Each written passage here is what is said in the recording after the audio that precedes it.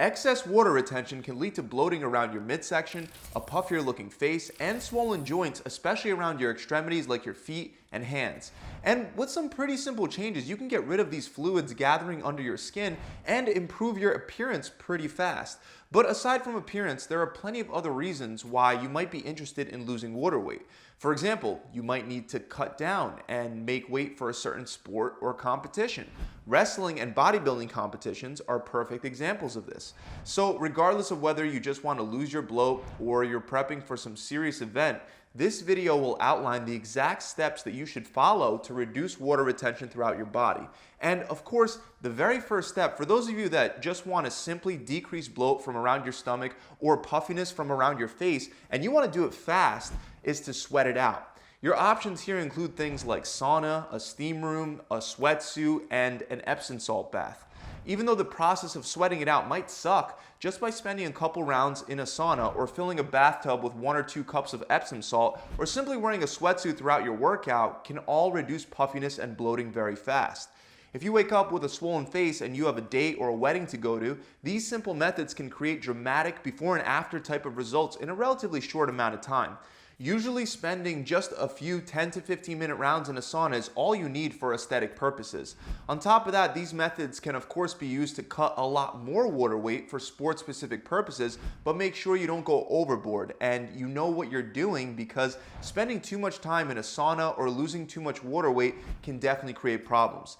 Now, of course, aside from sweating, other things like your diet will have a major impact on water retention, which is why the next thing to make sure that you avoid is any excessive changes to your sodium intake. It's well known that increasing the amount of salt you take in can lead to more fluid retention. This is because sodium binds to H2O and increases the fluid balance both inside and outside your cells. If you also don't currently exercise or you don't regularly drink enough water, increasing your salt intake will lead to an even more drastic rise in water retention because it'll impair your body's ability to naturally excrete the excess sodium. Now, it's important to note that based on the current scientific evidence, unlike what you hear most people say, it seems that it's primarily only a sudden increase in salt intake that causes excessive water retention. If you always consume a lot of sodium, the effects are less severe or maybe even non-existent. This is because your body will adapt to a higher sodium intake by making the kidneys excrete more sodium from the body. Don't get me wrong here, there are plenty of other reasons why it's not beneficial to have too high of a salt intake. But for the purposes of preventing excessive water retention, make sure you just avoid sudden drastic increases in your salt intake and you should be okay. The next very effective strategy is to manipulate your water intake to trick your body into releasing more stored water. This technique is more so effective if you're trying to hit a certain weight or look a certain way for a one-time event.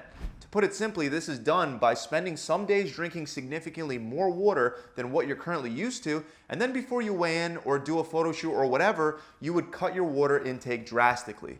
This works because drinking a ton of water will make you pee constantly. This will continue even after you've already cut your water intake because it takes time for your body to adjust, and in that time, if you do it right, you'll be losing a lot of water weight. So to do this right, you'll want to increase your water intake gradually starting about a week before your event. You want to push your water intake as high as you can by the last day before your event or weigh-in. It's not uncommon for people to work their way up to drinking more than 2 gallons of water on that last day. And then about 12 to 18 hours before the event, you want to suddenly cut it off and do your best to sip as little water as possible until after the event or weigh-in. Most people follow the wrong advice of tapering water intake down gradually, but tapering will give your body time to adjust urine excretion, making the water cut much less effective. Now, you're welcome to try this, but if it's your first time, I do recommend that you do it under a trainer's, coach's, or doctor's supervision, because if you combine it with other methods that we're going to discuss and you get really dehydrated, you can obviously run into problems. Let's move on to another thing that you'll want to do to lose water weight, and that's to increase your potassium intake. While sodium sucks water into cells, potassium pumps it out. That's why increasing potassium can help reduce water retention. Meanwhile, having a low potassium intake leads to more water retention. This can be seen in a number of studies. And the big problem with this is that there's other evidence that suggests that many people don't consume enough potassium as it is.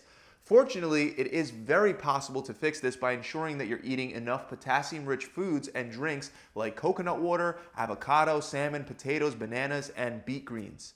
Coconut water especially is an excellent source since just 1 cup supplies you with about 15% of your daily recommended intake. And as an added benefit, it helps hydrate your body, which helps your body excrete excess sodium.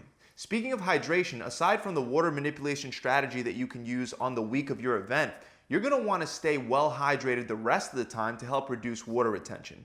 I know it might sound counterintuitive, but drinking more water can actually reduce the amount of water that your body holds on to.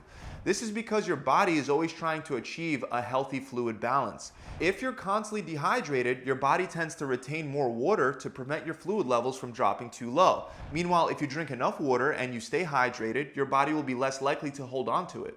Unfortunately, there is no exact amount of water that's best to opt for because we all have different physiologies and circumstances. For example, if you do manual labor for work or you work in a hot environment where you're sweating a lot, you'll obviously need more water than someone that's sitting in an air-conditioned office all day. However, a decent guideline is to consume enough water so that your urine maintains a light color. If, on the other hand, it has a darker yellow color, you're most likely dehydrated, and that means you need to drink more water.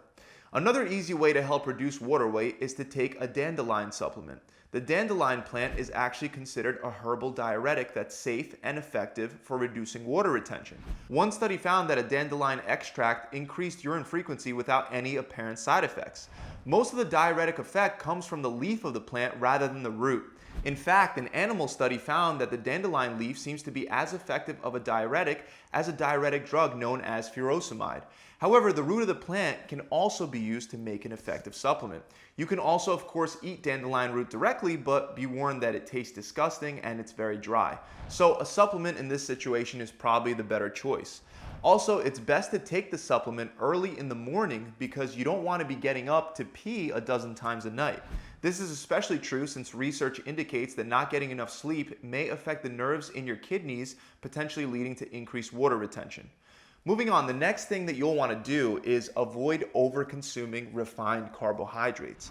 In general, carbs that aren't used by the body are stored as glycogen, and each gram of glycogen comes attached to 3 grams of water. So it's no secret that reducing carbohydrates will help you rapidly cut water weight.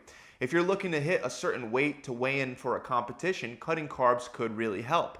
However, carbs have many benefits of their own, and if you drastically reduce carbs, your performance with exercise will most likely suffer and you'll probably feel a lot more tired and drained throughout the day.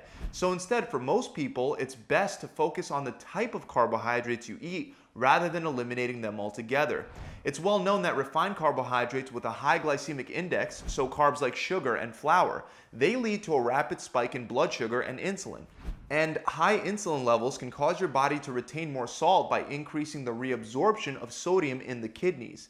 This ends up increasing fluid volume inside the body, which means you're going to be holding on to more water. So choose healthy low glycemic carbohydrates like oatmeal, sweet potatoes, and especially vegetables rather than the carbohydrates that we all know aren't good for us like sweets, pastries, and refined grains. Another strategy that can help you lose water weight is to consume caffeine. Caffeinated beverages like coffee and tea have diuretic effects due to the fact that caffeine increases short-term urine output, which can lead to a reduction in water retention. An example of this can be seen in a study in which groups of people were either given a glass of water with caffeine or one without it. And as a result, urine volume increased significantly for the participants that had the caffeine. Now, even though caffeine can help you lose some water weight, keep in mind that those benefits only hold true if you haven't already built up a tolerance to caffeine yet. So if you consume caffeine daily, you won't reap the same benefits as someone who just started. That's why if your goal is to reduce your water retention for an event like a photo shoot, you may want to stay away from caffeine a few days or even weeks leading up to the photo shoot, and then only have caffeine the day before the shoot and on the day of the shoot itself.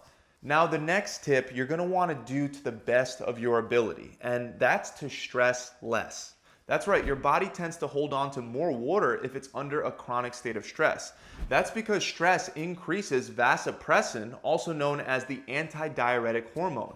If you have increased levels of vasopressin, that'll in turn promote water retention by making your kidneys expel less urine.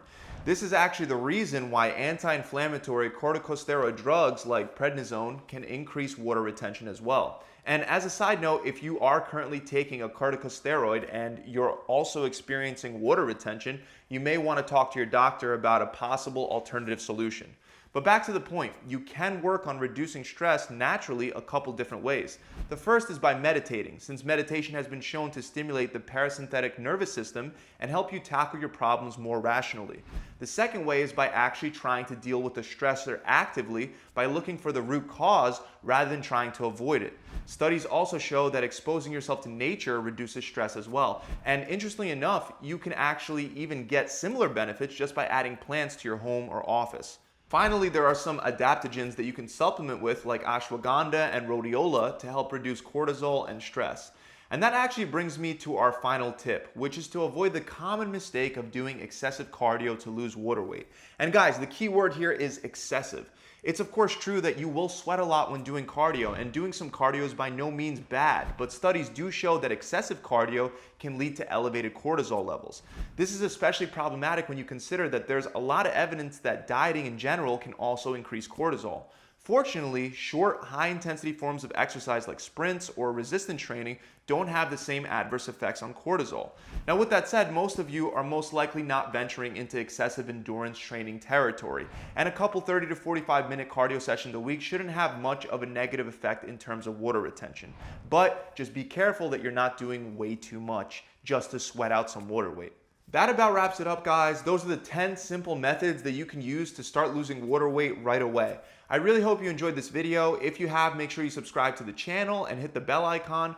Also, before I sign off, I just want to fully clarify that losing water weight is not the same as losing body fat. If you're trying to drop pounds of body fat and you want a done-for-you workout plan that can be done at home or in a gym, and also comes with a customizable meal plan that's going to be based around your preferences, whether that be intermittent fasting, carb cycling, 1 meal a day, keto, or vegan to name a few, then click the link below in the description to head on over to my website.